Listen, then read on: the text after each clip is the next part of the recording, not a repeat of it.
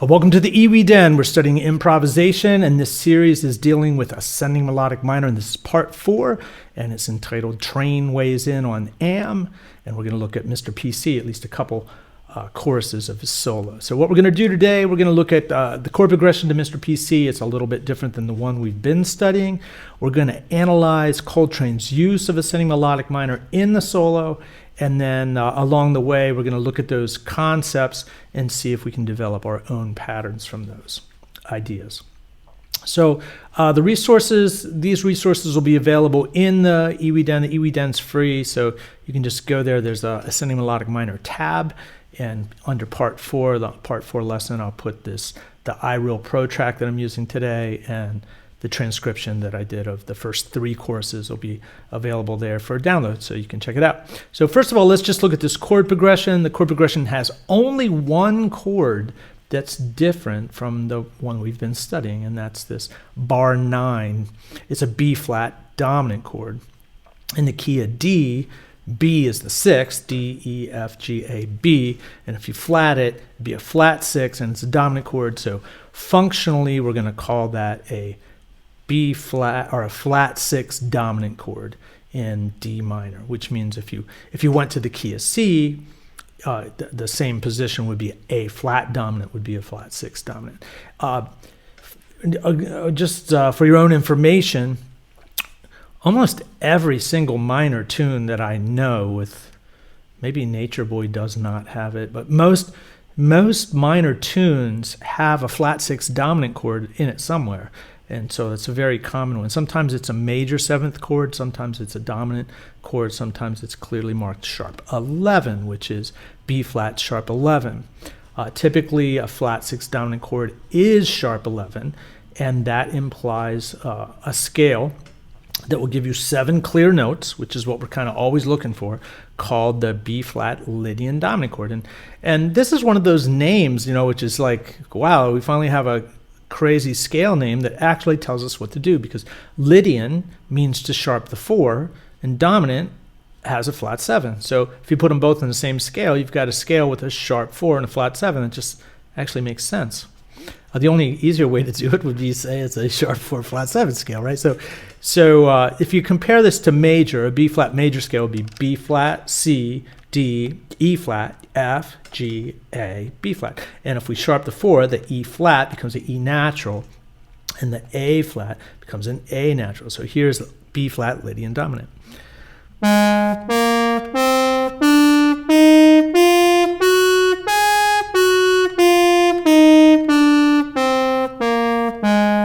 And that's a very good scale to play over this measure.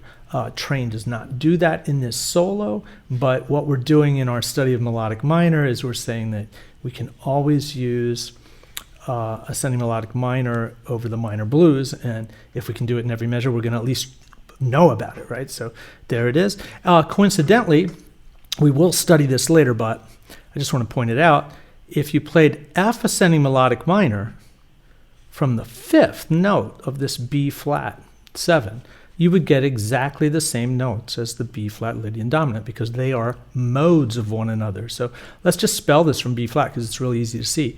B flat, C, D, E would be the sharp 11 right there. E, F, G, A, or F, G, A flat, B flat. So that's a flat 7. So if you built F ascending melodic minor from the 5th of the B flat 7, it would give you the same notes as Lydian dominant, B flat Lydian dominant.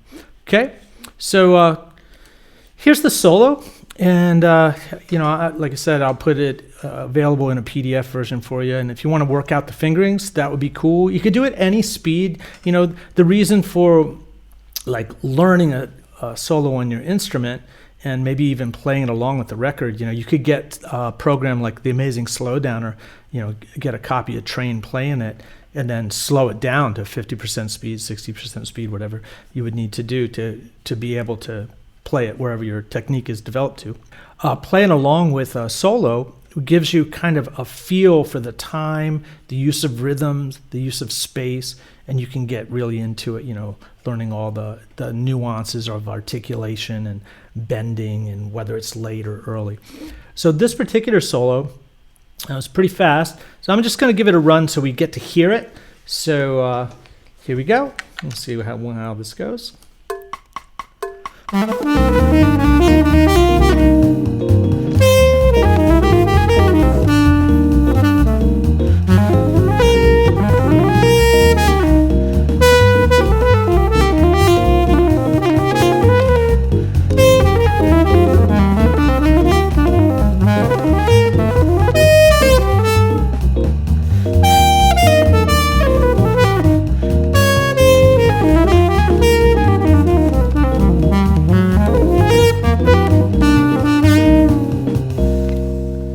That's a really fun solo to play, man. So let's just jump right into measure number 1. And this is chorus number 1, measure 1 and 2. And if we analyze these notes, we're going to see that he used only notes from ascending melodic minor for these first 3 bars. And this little lead-in is pretty interesting. At the beginning of the solo, he uses this as the launch into the solo. And later on in the solo, he actually plays this exact figure on measure 1, which kind of gives you an idea that he might have been practicing that and planning to use it. So let's just investigate this a little bit better, right? So if we look at this in numbers, right? Well, this could be considered a 5 chord we're going to. So that would be an A, B, C sharp, E. This is reminiscent of that giant steps pattern, right? That 1, 2, 3, 5 over everything.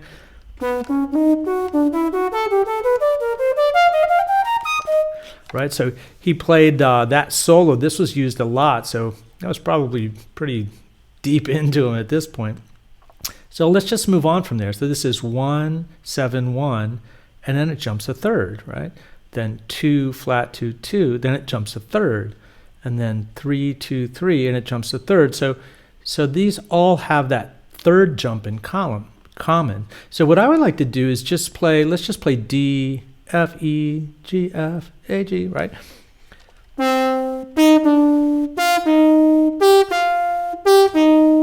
So that's really the essence of this particular pattern, is just going up a thirds just going up a scale in thirds. So here I wrote D ascending melodic minor in thirds. Let's just play that real nice and slow.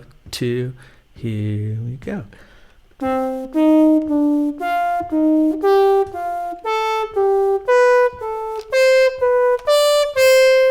So it'd be really good to do that. I mean, you could go, here, I'm just going to go through, I'll do it for all of them.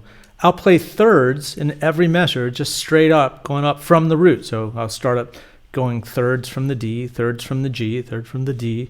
This would be F if we're using ascending melodic minor, and B flat. So I'll just play thirds in every measure.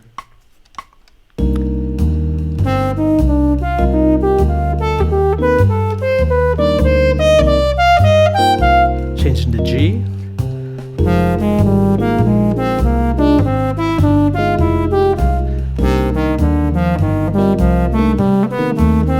F.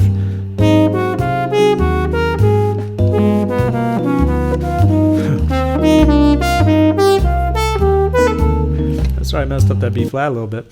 But that gives you a good idea. Then what I would do is, like, if you apply the thirds to the chorus, then I would go back and improvise trying to use thirds to the chorus. But let's just look a little bit deeper. So he decorated the bottom of the thirds, right? So he would just play, it's like D to F, but he decorated the D by going down a half step. And he did the same thing with all the other ones too. So we could do that with the whole scale. So I wrote that out. So here, I'll just play this real slowly. Here's the decorated thirds from the D, E,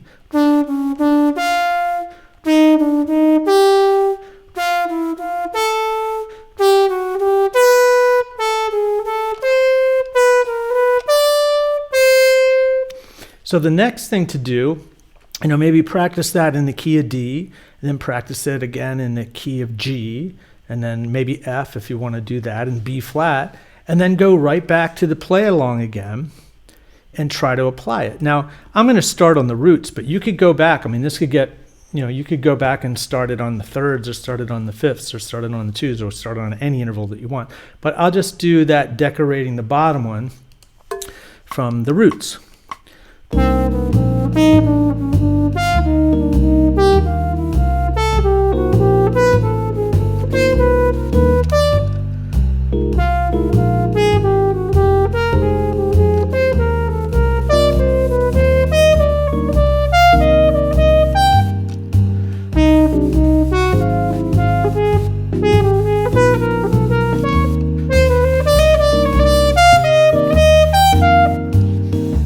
Then the next time through, the second time through, I would improvise trying to implement that into constructing your own solo. And that's a very good way to kind of pull a lot out of, wow, that's just 2 measures of the solo. So let's see what else we can get into. So here is, that's not what I want. Okay, here is the beginning of the second chorus. And so he's playing this. Here, let's listen to it.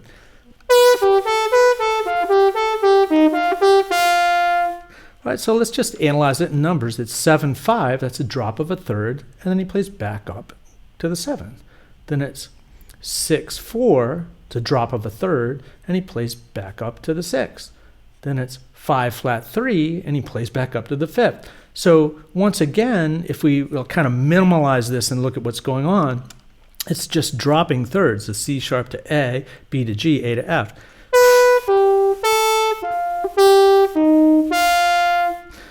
But it's decorated, right? So the first thing to do would be maybe, learn just the thirds descending. I didn't write this out, but that'd be a nice exercise to do. And then you could apply that to the blues. So here's the pattern written out, starting on the C sharp. That's the same place that he started, but you could start it on the root if you wanted to. So here's the pattern, just descending.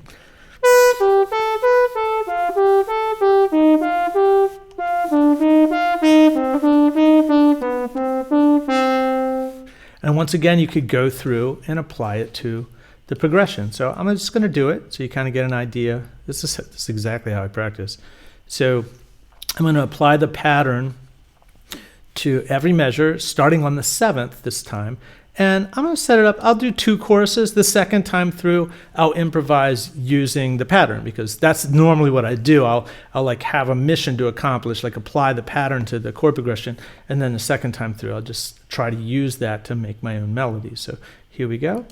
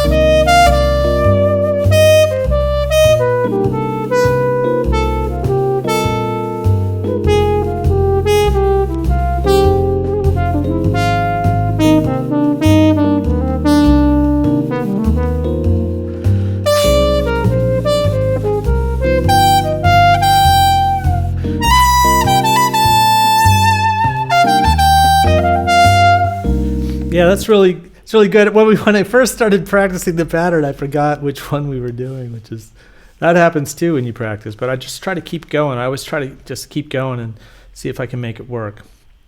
So that is chorus number 2. And then the second line in chorus number 2, it's like the 3rd and 4th measure of the chorus. It's bars 16 and 17. He does this little manipulation, and it's really just 2 beats. Well, he hints at it again, but he's playing thirds but returning to them. So it's 4-2-4, and then flat 3-1, flat 3. So I just figured, well, that's a great one, right? So here is that written out. So it goes.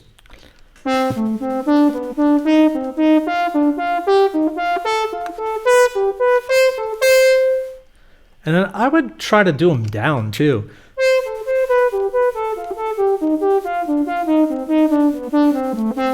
I really like that one down. And once again, you just do the same thing. apply it to the iReal Pro track. I only do one chorus because you get the idea of improvising with it, right? So I'm just going to apply that going down a third and back up to all the measures.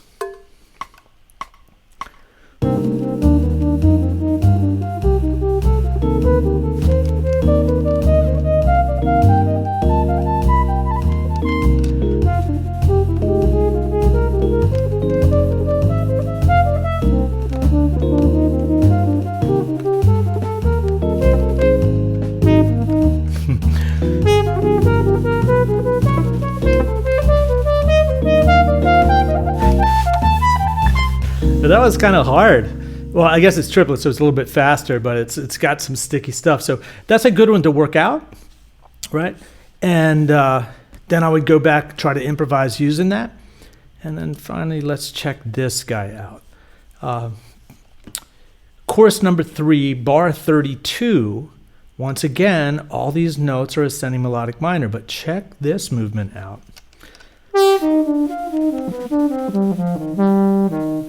So that, again, is thirds, but let's take a closer look at it. So it's down a third, up a third, down a third, up a third, down a third. Well, that's down a fourth, but you get the picture, right? So I call this descending ascending, which you could do with any intervals. Like, so if you played, like we initially played the D minor scale, ascending, ascending, like every third we played up, like D to F, E to G. Right? But you could go up the first one, down the second one, which would be ascending, then descending. This is descending, ascending, and it looks like this. You go down from, this is D to F. It's a third D to F, but you're playing it down. Then you're playing C sharp to E, up. This one's down, this one's up. So it's still thirds.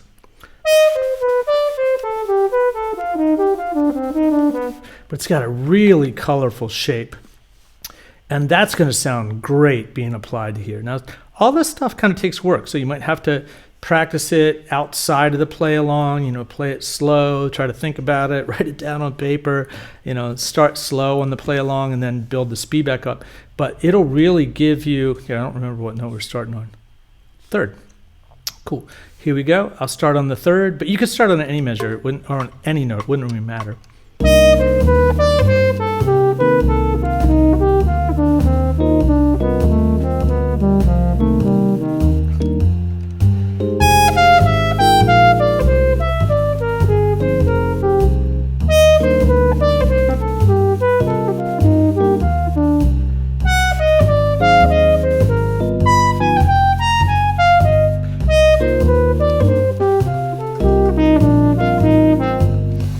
I'll give you lots and lots of material to come to terms with. So in the review, first thing I would do is start playing your major and ascending melodic minor scales around the circle of keys, and maybe practice a few of these third patterns, or maybe even put them into your scale routine, and then apply the third pattern to the iReal Pro track, and then every second chorus solo trying to use the pattern. It's just a very fun way to practice, and then try to improvise using the new vocabulary. So I hope this is helpful to you. If you liked it, hit like. If you subscribe, YouTube will take care of letting you know when the next video comes out. So have a good day, and hope to see you inside the EWI DEN.